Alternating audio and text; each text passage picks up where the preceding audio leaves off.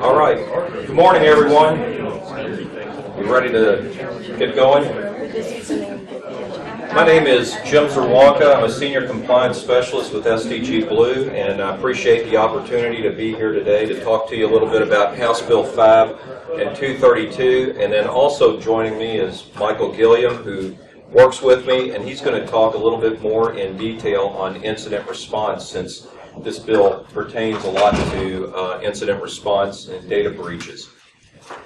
I just put together a brief agenda, and I'd like to cover that. What I'd like to do is just tell you a little bit about who we are and what we do, some of the background on SDG Blue, and hopefully build some credibility with you as we go through these slides.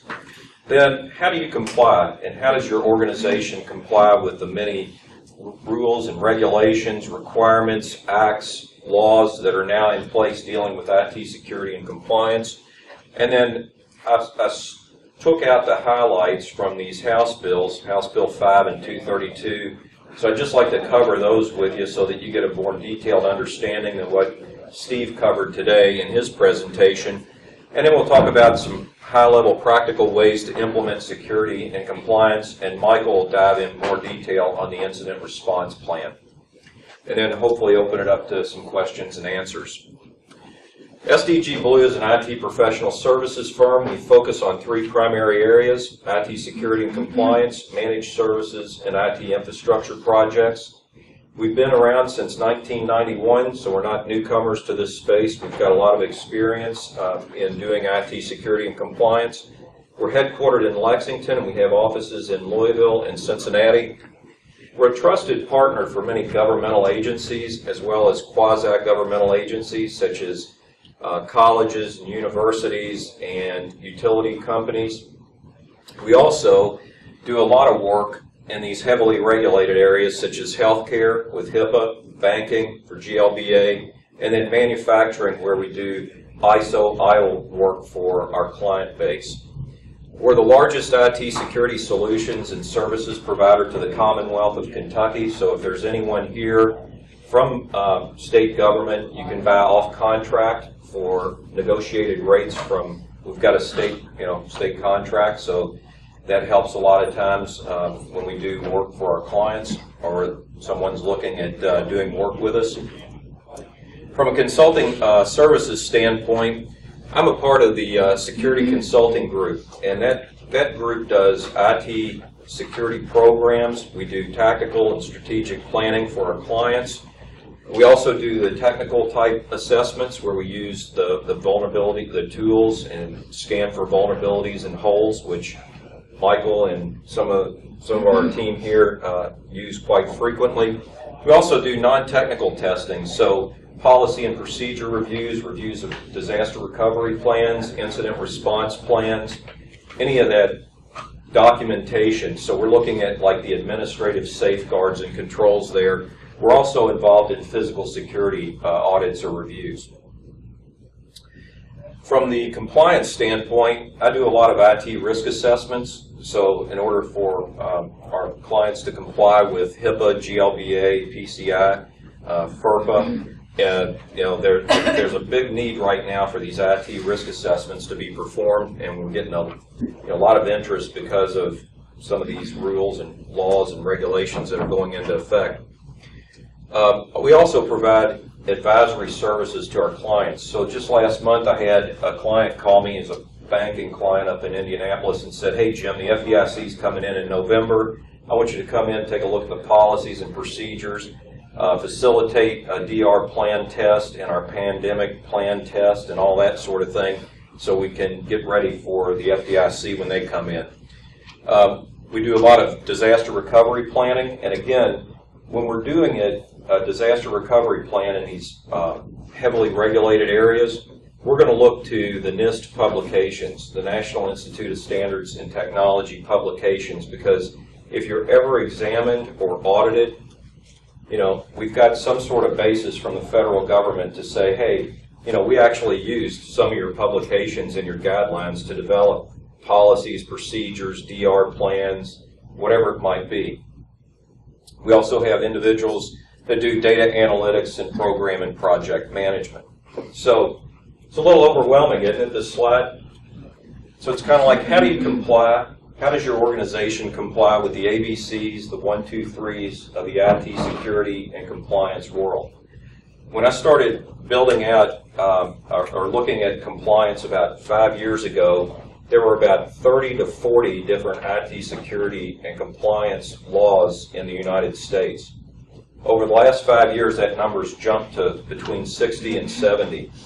And then with House Bill 5 and 232 coming on board, that even adds more to our plate, as well as if you're doing business in 50 states, every state now, almost every state, has one of these House bills in place to protect consumer information. So it's continuing to grow, and what I'd like to do is just do an impromptu poll, but how many of you need to comply with 1, 2, 3, 5 of these different, laws in your organization?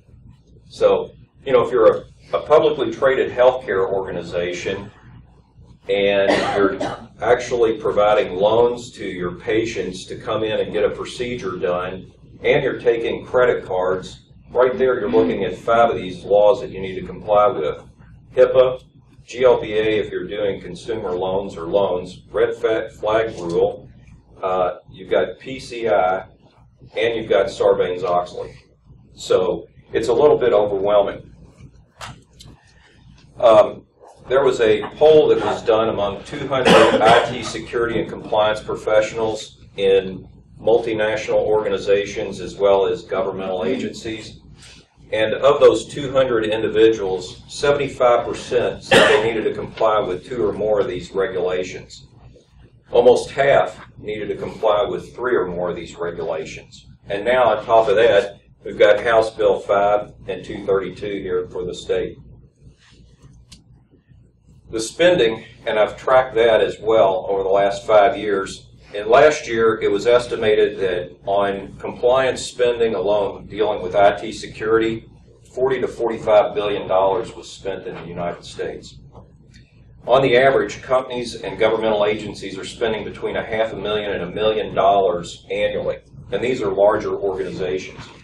And I can tell you from the work that we do on a regional level with our healthcare clients that that's not enough. I mean, really, they're really behind the ball on implementing IT security and compliance requirements that have been out since 2005. And so, a lot more money needs to be spent shoring up the security posture in healthcare.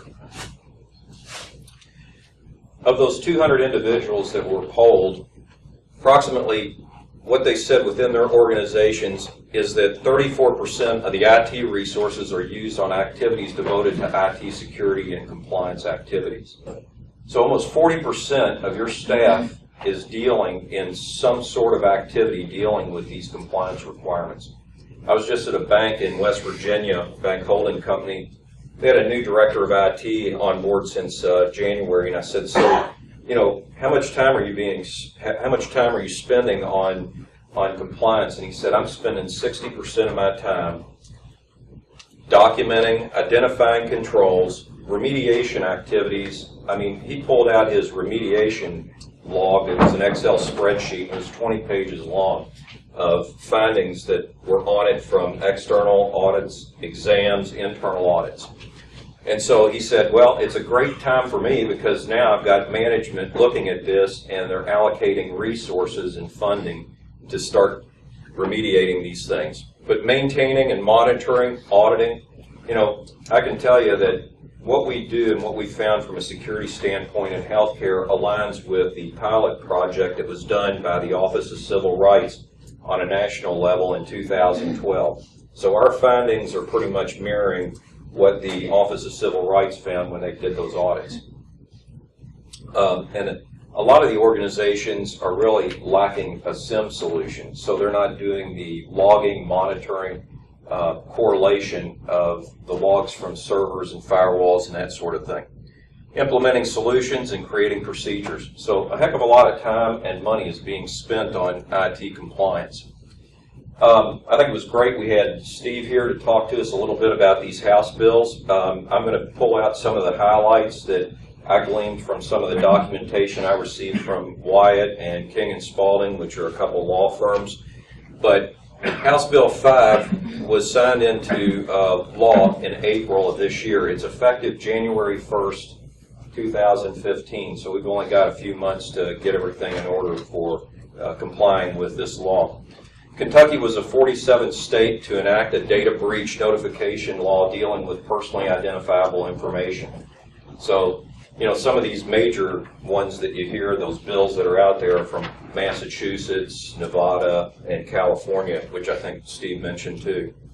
It enacts data security requirements for governmental agencies. So cities, counties, publicly traded universities, schools, as well as the technical colleges need to comply with this. And then one thing that stood out when I looked at this is it also includes non-affiliated third parties that have contracts with governmental agencies that have this PII on their systems. So, you know, it could be an SDG Blue, it could be an accounting firm, a law firm, you know, any type of consulting firm that has personally identifiable information on it needs to comply with this House bill. Again, you know, those maintaining the PII on their systems, they need to have reasonable written security procedures and practices or policies and procedures to safeguard against security breaches. Again, how many organizations have up-to-date, well-written policies and procedures within their organization, and they're actually, you know, the procedures actually mirror what your organization does? Typically, when we do policy and procedure review, we find that an organization has a canned set of policies and procedures, insert name here, and that's it. So tick off the box. Also, agreements executed or amended on or after January 15th between an agency and a non-affiliated third party need to be in place. That third party needs to implement, maintain, and update a certain level of security and breach investigation procedures. So again, what type of incident response plan is in place? What type of investigative procedures are taking place? And Michael will cover this a little bit more in detail.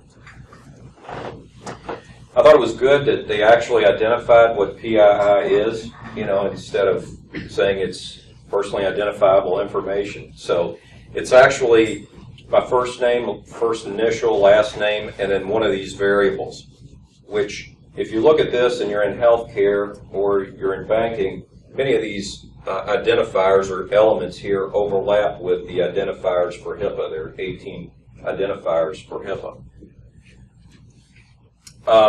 Also, they talk about a notification period. I know Steve mentioned this, you know, the notice and writing or email or whatever needs to be done. Again, if the non-affiliated third party, you know, that third party that's providing to an agency, becomes aware of a breach, they shall notify within 72 hours. So that's nice. We've got to notify within 72 hours of a breach. Unless there's law enforcement involved that's doing some sort of investigative work and that sort of thing. The same is true if you're a governmental agency and you have a breach and you're aware of it. You've got 72 hours to contact the commissioner of the Kentucky State Police, APA, or the Attorney General. And, you know, if you're the Department of Local Government or the Department of Education and you're doing work with them, you need to report it to that specific department. And then begin conducting a reasonable and prompt investigation. So that's it for House Bill 5. You know, just give you some idea of the highlights there. Again, with 232, same time frame for it going into effect in January. It enacts data security requirements for information holders that conduct business in Kentucky. So if I have a third party that's doing business in New York or New Jersey or California, and they have those, those data elements in a database, and that database is unencrypted, and somebody takes it, then I have a breach. But then, if you notice here, the information holder, to reasonably reasonably believe has caused or will cause identity theft. So, you know, if you look at these bills, the wording is really critical. And since Kentucky has never, you know, this is something new to Kentucky and new to the attorneys, how do you interpret this language in here? And that's what I did when I went through these highlights from these law firms, was look at this. But what's reasonable? You know, we don't know. It's kind of left up to the courts and the attorneys at this time. So you'll notice I highlighted a lot of these just to point out some of the wording and terms that are in there. Again, the PII list is a little bit shorter than what it was for House Bill 5, but very similar. And then notice is required following the discovery. So we've got that notification time period, okay? So if you looked at House Bill 5, we've got a 72-hour window. Here we don't have any time frames, but, you know, it's got to be expedient, time possible, and without unreasonable delay. So again, it's open for interpretation, you know, and if law enforcement's in there doing investigative work, you know, it may take longer. Just an FYI, in August 14th, the Commonwealth Office of Technology actually created the documents that you need for recording an incident on. And so they've got them for the agencies as well as, you know, non-affiliates. So I just wanted to let you know that. They actually came out. I don't think they're on the website or not, but I've got a copy of it. So, anyhow, we've got the notification process there. Again, I think Steve mentioned this. If more than 1,000 persons, we need to notify without unreasonable delay. Again, what's unreasonable delay? You know, these reporting agencies and credit bureaus. So, and then the next bullet talks about, you know, persons or organizations that are subject to GLBA and HIPAA, as well as state government. They really don't meet, this bill really doesn't apply to them. One reason is because if you're HIPAA or GLBA, you should already have this in place. And then data usage restrictions. This is one thing that really stood out because Kentucky is the only commonwealth or state in the nation that has this restriction put in place. So data usage restrictions were implemented for cloud computing providers that have any student information K through 12 on their systems. So I remember, you know, my kids getting solicited for class rings or class pictures. Well, they may have bought, you know, some third party may have bought that information from a provider and they're soliciting me. Well, that's now restricted information if it's in the cloud someplace at a third party provider. So what are some practical ways to implement security and compliance? And many of these are industry standards. And if you've been in this business for a long time, it's like, well, everybody should have this in place. But we go out and do audit work and that sort of thing, and we do security assessments, and not everybody has this in place. First of all, understand the House bill definitions and wording. You know, those highlighted areas that I pointed out, I think are pretty important. That if you don't understand it, that your attorney understands it, because they're going to have to defend you in court if you do have a breach. Current written policies and procedures, again, it talks about those for non-affiliates, but also if your organization doesn't have those, now's the time to update them or create new ones. Create an incident response plan and test it. I'll leave you with this and then turn it over to Michael here in a few minutes. But I had a client about a month ago that called me up and said, "Hey, Jim, I think we had an email spoofing incident." I was like, "Oh, really?" I said, "Tell me about it." And it was like, well, somebody went out on the internet and they found one of our global regional accounting managers, and they dummied up an email with his name and all his demographic information and crafted a nice email that said, "We're almost completing this project. We need you to wire $75,000 into this Bank of America account." And that was sent to the CFO. And I got this whole chain, you know.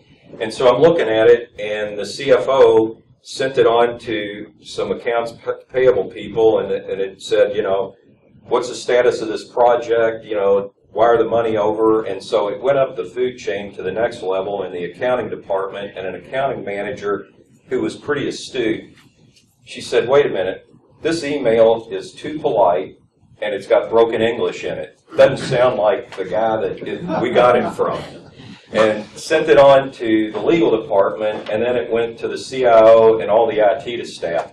So this took place over a 12-hour time period where it went up the food chain. And so the big question was like, hey, Jim, do we need to turn this over to the FBI or Homeland Security or whatever? And I said, well, what's your incident response plan say?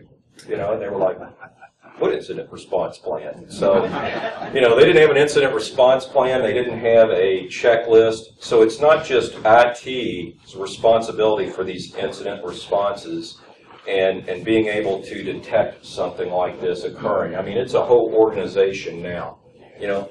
But eventually it got dumped in the IT department's lap, and I got involved in doing the investigative work on how it originated and documenting it for insurance and investigations that were going to take place.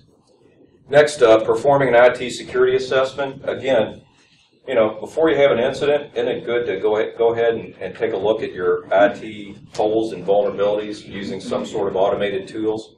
I mean, many organizations I've heard and I've seen are doing their IT security assessments and risk assessments by using just questionnaires and somebody doing a Q&A with the IT professionals in that department. And that really doesn't work. You're not getting adequate coverage. So that's why we kind of endorse using the automated tools to do the scans to find those holes and vulnerabilities before the hackers do, and then using that as input into the risk assessment process. And if you notice, all the organizations now, auditors, everybody, are real high on using risk assessments, you know, to determine what I'm going to audit, what I'm going to assess, and that sort of thing. So, and then the last area, media reuse and destruction.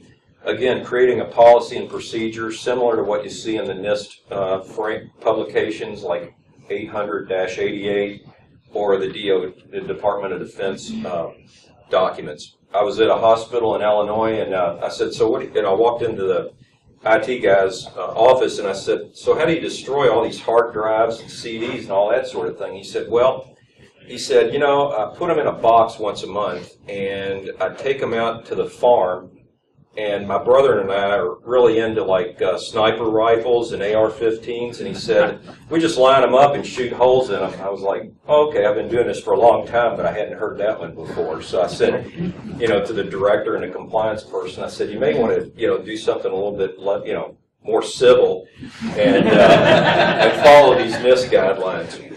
So, one last, a couple points here is with House Bill 5, you noticed I highlighted this, shall implement, maintain, and update security procedures and practices, including taking any corrective action to protect the safeguards and safeguard against security breaches. So again, you know, do you have updated policies and procedures? Do you have an IT security assessment performed to find those holes and vulnerabilities and hopefully remediate that? And have you done a risk assessment to determine where that PII is located?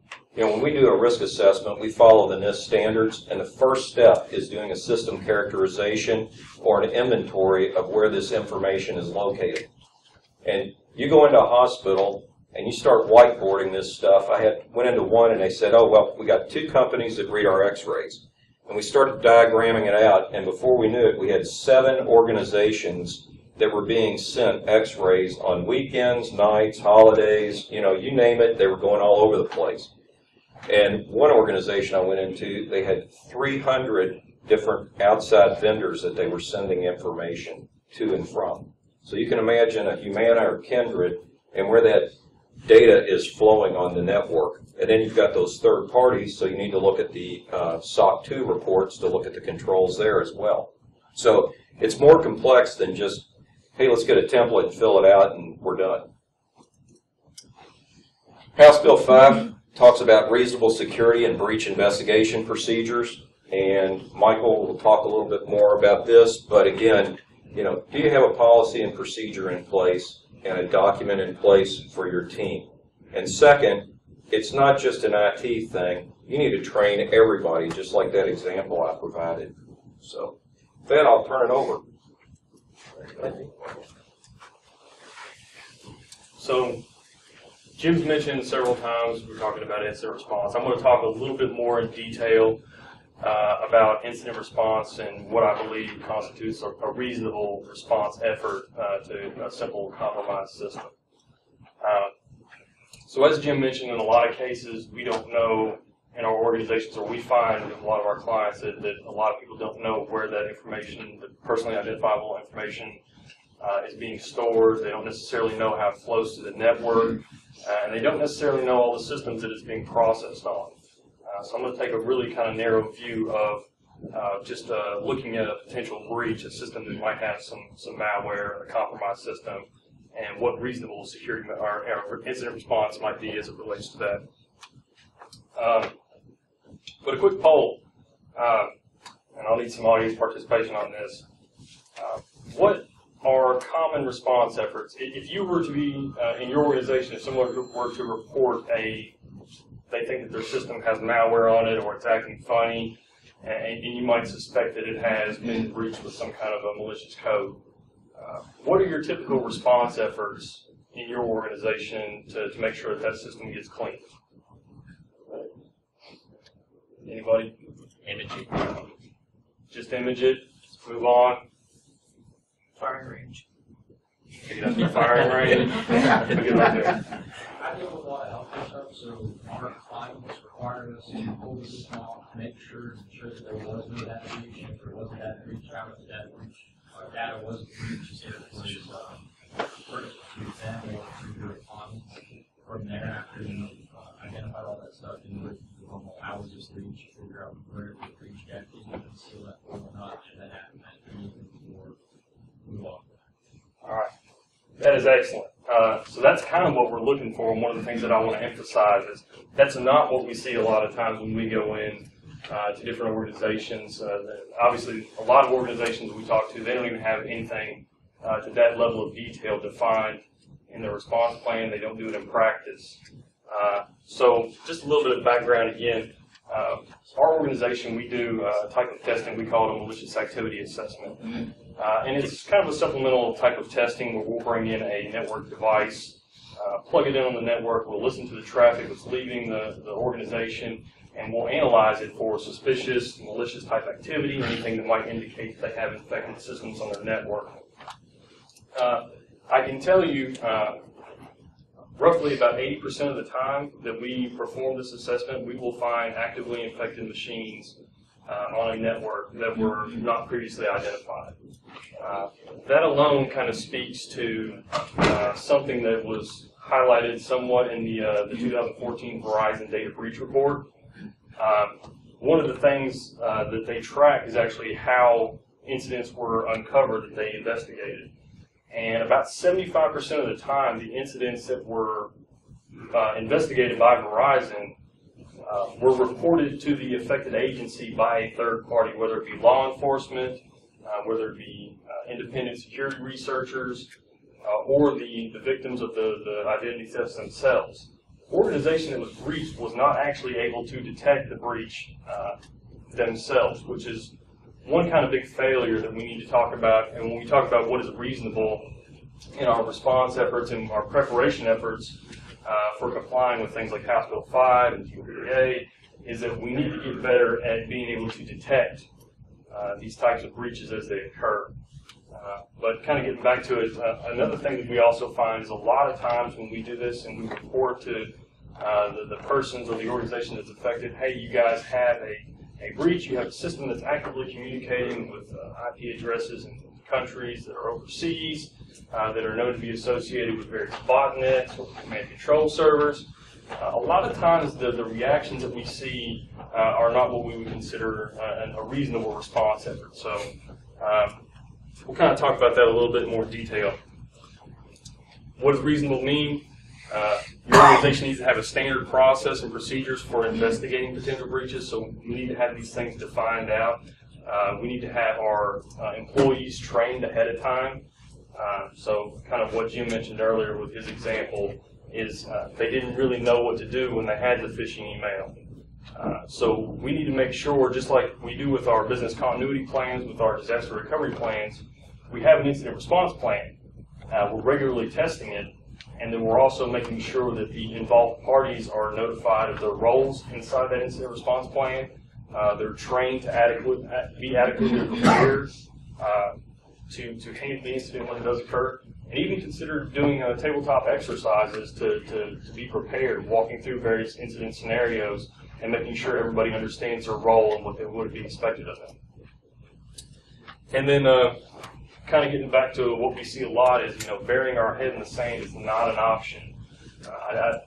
Again, this will kind of go back to being a little bit of my own opinion, but I don't think that just kind of re-imaging a system or moving along, downloading the latest antivirus, malware bytes, running it until the system's clean and then moving on, that doesn't seem to be reasonable. That's more taking the bury your head in the sand approach, and that's not going to be adequate. So again, this kind of goes down what the common response efforts that we see from various organizations. You guys might see some things that actually occur in your organization. Sometimes it'll take days or hours to begin the response efforts. So a lot of our IT staff are already overworked. They've got too much on their plate. When somebody calls and says they think their system's acting funny or they suspect a malware infection, sometimes our IT guys don't have the bandwidth to get to it in a timely manner. So that's one big area that we see some room for improvement. Then a lot of times the response efforts are some things that we kind of discussed earlier: reboot into safe mode, download some free antivirus scanners, keep on running them until the results come back clean, and then put the system back into production. But the problems with this approach is there's several. So first of all, kind of like he mentioned in his answer when I asked, what were you guys doing? He said that we want to determine the initial attack vector. That's really important in preventing further breaches in the future. So if we're just re-imaging the machine or we're just cleaning it and moving on, we're going to miss that and not be able to protect our other systems in the enterprise. Unknown malware. So roughly only 40% of malware in the wild is actually being detected by antivirus. I think that actually was a figure that came from the Symantec CEO that recently came out and declared antivirus is dead. There's been several independent studies that actually show the real-world detection rate of antivirus is about 20 to 30%. So if we're just doing that as our response efforts, there's going to be a lot of things that we're missing as a part of that system being breached. Things that we're going to be missing are unknown backdoors, malware artifacts, and then lastly, and the most important, this is the thing that I really want to emphasize, even if it seems that it's just a common malware infection, we need to be investigating to see if there was any sensitive information that was breached. So kind of getting back to talking about the risk assessments, when we go in and do these, a lot of times organizations don't know how that data flows to their network. They don't know where it's processed. They don't know where it's stored. So we really need to be looking at systems that are potentially breached and seeing if any sensitive information was stored on them, if it was processed on them, and then lastly, user accounts that are used.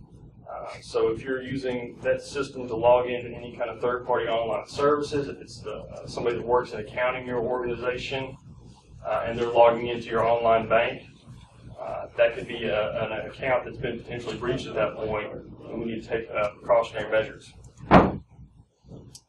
So at least in my opinion, what due diligence would look like in a potential situation where you have a system that has malicious code running on it, you need to do three main steps. You need to confirm that you actually have a breach, that there actually is some kind of malicious code on it. Sometimes it's not so clear from the beginning, so we need to take efforts and time to actually confirm that there is a breach. If there is a breach, we need to contain it. So as SANS relates to this area of incident response, it's kind of stopping the bleeding, making sure that you're taking efforts to minimize the impact to the organization. And then lastly, assess the breach, what has been affected. So this is kind of an eyesore slide, but to confirm the incident, there's quite a few things you can do. From a technical perspective, one of the big things is reviewing network traffic logs, looking at calls being made from the system, looking for locations of the IP addresses that it's communicating with, looking at the reputations of the IP addresses that are associated with the communication going on from the system. You can look for suspicious DNS requests. A lot of times, your IDS and IPS systems will have information about this, and you can go in and correlate different signatures associated to confirm the incident. Review the host logs. Event logs are a great source of information. A lot of times when you have malicious code running on the system, you see a lot of error logs. They'll try to migrate into processes and crash applications. You'll start to see error logs. You'll see logs associated with security services being disabled. These are all things that we can kind of look for to confirm the incident. Antivirus logs will have information, obviously. If it's one of the 30% that actually is detected, there might be some detections in there. And then lastly, interview the user. And the user is going to be able to give you a lot of good information about odd behavior with the system, when it began, and make a timeline of events that the user gives you, and that'll help you kind of go back and be able to identify things in your network traffic logs as well. Once we've confirmed that we actually do have a breach or an incident, we have malicious code running on a system, we need to take some initial and response efforts. So your immediate response will be gathered towards stopping the bleeding. And this is one thing that we kind of discussed internally, but one thing that's really important is to create an image of the memory. And that's going to give you a lot of really good information. Malware can do a lot of things to hide on the system to prevent from being discovered. One place that it's not really able to hide is in the active memory of the system. So you can actually create an image of the memory of the running system and see the malware as it's in its active state. What calls are being made out to the internet, what processes are running, what files are being called by those processes. There's a really good tool out there from a group called Mandiant called Memorize. You can actually download its freeware, and it'll actually plug it in on a thumb drive, create a memory image, and then you can proceed with your containment efforts. But it's going to be really crucial later on if we do discover that there's sensitive information and we need to do an investigative procedure on the system to determine if that information was breached. The next thing, again, contain, power off the system, pull the power cord, drop the battery if it's a laptop. And then lastly, again, this is more around evidence preservation. Archive any network device logs. So your firewall logs, your IDS, IPS logs, web filter logs, those all roll on a pretty continuous basis. Sometimes it's hard to keep those things archived for a long period of time. So immediately go through and archive off any logs that may be useful later on in the future investigation. As you're going through your investigative procedure and you're identifying potential indicators of compromise, you can take actions to help mitigate those from impacting other systems in your organization.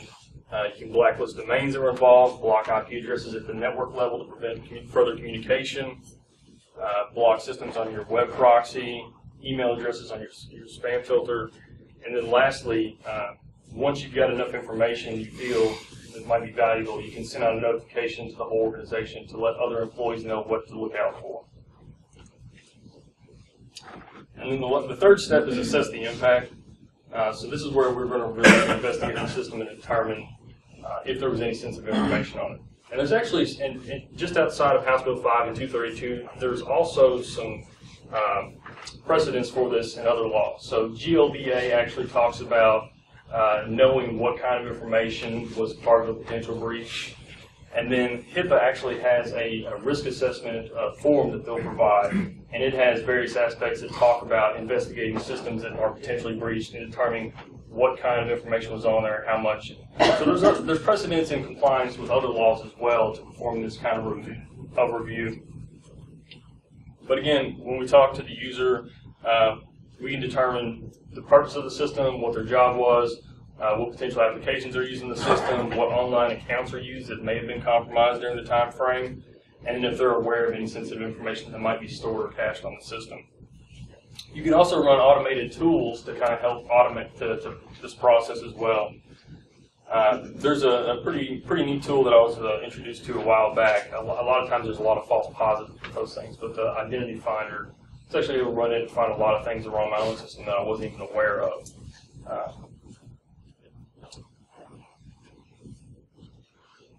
Yeah. One other thing is NIST actually refers to this. There's some precedence in NIST as well as a privacy threshold analysis or a privacy impact analysis. And that's just to review the system and determine any kind of potential sensitive information that's on it. And here we kind of have a choice to make. There's actually, when we talk about HIPAA, and actually I think I saw it in the House Bill 5 wording as well, you only have to report a breach if you believe that there's been a reasonable instance if the data has been accessed or will be misused. So if we have a system that has sensitive information on it and it has malicious code that's running on it, we can make reasonable assumptions if we can determine what the purpose of the malicious code was. So we can actually go through and do a more detailed review of the system. If we determine there is sensitive information on it and it has malicious code on it, we can perform a more forensic analysis to find all the malicious artifacts, what their purpose was. And if we can determine that the malware that was associated with the system was just doing pay-per-click, type fraud, just going out and driving up hits on websites, that we can make a reasonable assumption that the data was not accessed or stolen in that manner. So there may be a call at some point to do a more detailed compromise system analysis. Kind of wraps up everything we had about the incident response aspect of it. Open it up for questions. Yeah, Jim mentioned, I thought he said 72 hours for House Bill 5. Right. And that's to do what? That's the notification time period. So from the time that you are aware that a breach has occurred, you have 72 hours to notify. So Wow. if I'm a non-affiliate, I have 72 hours to notify that governmental agency. Oh, the governmental agency, not the people who agree. Right. No, to notify the governmental agency. And if I'm a governmental agency, I have 72 hours to notify the Kentucky State Police Commissioner, Auditor of Public Accounts, Attorney General. Yeah. Yes. Will you share these slides? Sure. Yeah, just so you know, all of this is being recorded. If you go to irongeek.com, they'll be up within about 24 hours. It's pretty fast. irongeek.com. Iron Geek. F-E. You had stated that Bill 32 did not apply to Periodic table. they're under those regulations. What about House Bill 5? I'm sorry, what was that question again? With Bill 232, you stated that companies subject to WIBA and HIPAA do not have to, under their regulations, do not have to follow Bill 232. Right. What about Bill 5? Not sure on House Bill 5. It wasn't mentioned as one of the highlights. And also you mentioned about third-party agreements with third parties and what they, security procedures I guess they should have in place. Are those supposed to be a contract now? Or I know with HIPAA you have the business associate agreement, but what about with financial institutions and so forth? Are those mandated to be within the contract, or do we just have to do due diligence to ensure that they have security controls in place? Yeah, on HIPAA, it's mandated. Right. Yeah. I'm not. With the House Bill 5, though, you mentioned third parties. Right. Yeah, I didn't see anything on the details regarding it's mandated, but. I mean, you should do that with due diligence, but I didn't know if it should be included within the contract, and you need to do that, or. Right. Yeah, no, I'm unaware of that. Thank you. Yeah. I know Lexington on Monday is having a cybersecurity summit, and one of the attorneys from Wyatt is going to be talking about House Bill 5, so in detail. But, yeah, a lot of the information I gleaned was from some of those highlighted documents from that law firm and King & Spalding in Atlanta. All right. Any other? Yeah. Could if somebody feels they've been compromised, you think you're going to see some people try and game it by saying, well, I don't know that this information is going to be sent out into the world. All I know is that somebody got access to my systems, so I don't have any reason to think it's a compromise, and thus I don't need to do breach notification. That's a great question. Yeah. I mean, we do a lot of this for healthcare clients, and when they put that malicious device on their network, they're finding malware 80% of the time that's capturing information and phoning it to Ukraine, Russia, Mexico, wherever. And a lot of times in those healthcare organizations, they don't know that they have the malware, and they don't know if they have a breach and what information is disappearing.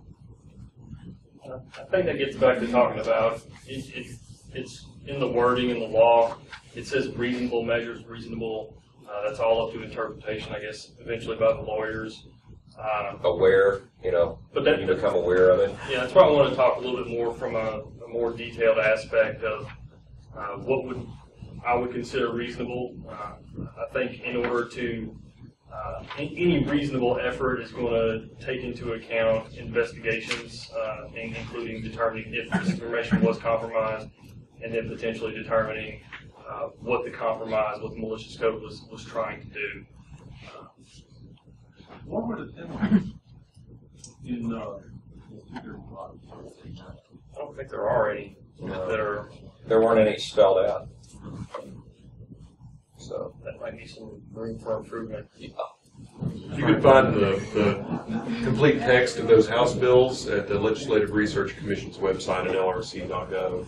Just do a search on those House bills. No enforcement clauses either. Yes, sir. First of all, I want to say you didn't plant me in the audience to ask this question. The number of regulations on this are very high, and I'm assuming from the title of your presentation that the service you offer is to sort through all that and make sure that in the event of a breach, all of the appropriate things are done to keep a company out of legal trouble. Is that the service you're offering? Not really an accurate statement. Okay. We focus mainly on the security side and looking at it strictly from like a HIPAA security rule, and we don't do the interpretations, and we're not the attorneys. If that. Do you work with? We work with different law firms. Yes. So you're primarily on the incident response side. Is that a correct statement? We've done some around that. We're primarily more around the security consulting side. Okay. A lot of security assessments. We have done some response efforts. All right. Thank you all. All right. Thank you.